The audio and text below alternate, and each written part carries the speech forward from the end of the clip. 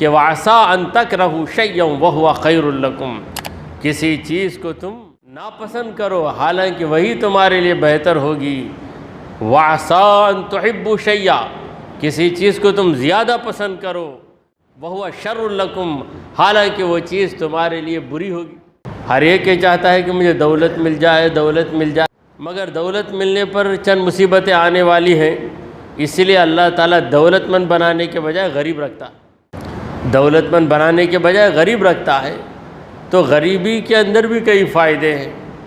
اللہ تعالیٰ کسی چیز سے محروم کر دیتا ہے تو اس محرومی کے اندر اللہ کی نوازش چھپی ہوئی ہے جسے ہم لوگ نہیں جانتے۔ واللہ یعلم وانتم لا تعلمون، اللہ جانتا ہے اور تم لوگ نہیں جانتے۔ تمہاری سمجھ کتنی، تمہاری معلومات کتنی ہے، لہٰذا اللہ تبارک و تعالیٰ نے جو بھی عطا کیا ہے اس سے راضی ہو جاؤ، اسی میں تمہاری بھلائی ہے۔ ہمارے پیارے آقا مدنی داتا محمد الرسول اللہ صلی اللہ علیہ وسلم کی خدمت میں ایک شخص آیا، عرض کرنے لگا کہ یا رسول اللہ، ارید ان اکون اغنی الناس، میری خواہش ہے کہ دنیا میں جتنے بھی لوگ ہیں سب سے بڑا دولت مند میں بن جاؤں۔ کیسی عجیب خواہش ہے۔ اغنی الناس، تمام انسانوں میں سب سے بڑا دولت والا، مالدار، رچ فیلو میں رہنا۔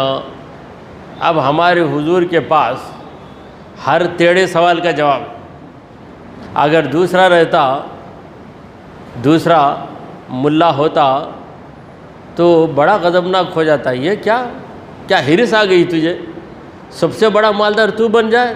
اب میں کیا پوری دنیا کا ڈیٹا لینا، کیا کون کتنا مالدار ہے، سب سے بڑا مالدار تجھے بتانے، پوری دنیا والوں کی تفصیلات لوں میں؟ مگر رسول کریم صلی اللہ علیہ وسلم نے اسی وقت اسے جواب دیا، اور ایسا جواب کہ یہ جواب ہر ایک کے دل کو مطمئن بنا دیتا ہے۔ حضور اکرم صلی اللہ تعالی علیہ وآلہ وسلم نے فرمایا، ارضا بما قسم اللہ لک، اللہ نے جو تیری قسمت میں طے کر دیا اس سے تو خوش ہو جا، تکن اغنی الناس، تمام لوگوں میں زیادہ مالدار تو ہے۔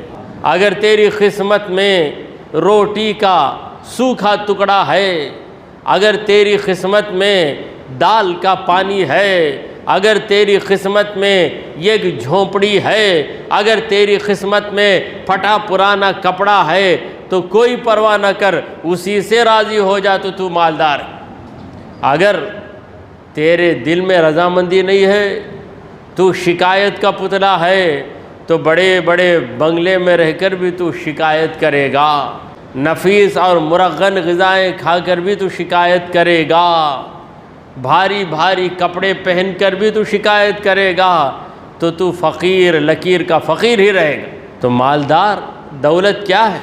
ہمارے نبی کریم صلی اللہ علیہ وسلم نے فرمایا کہ لیس الغنی عن کثرت المال، مال و دولت کے بڑھ جانے سے تم دولت مند نہیں بنتے، انما الغنی غنی النفس، دولت مندی تو دل کی دولت مندی ہے، یعنی دل بھر جائے تمہارا دل بھر گیا تو دولت تمہارے ہاتھ آ گئی۔ اگر دل نہیں بھرا، جیب بھر گیا، تجوری بھر گئی، الماری بھر گئی، بینک کا اکاؤنٹ بھر گیا، سب بھر گیا، دل نہیں بھرا تو سب بھر کر بھی تو خالی کا خالی رہے گا ہوگی۔ واللہ یعلم وانتم لا تعلمون، اللہ جانتا ہے اور تم نہیں جانتے۔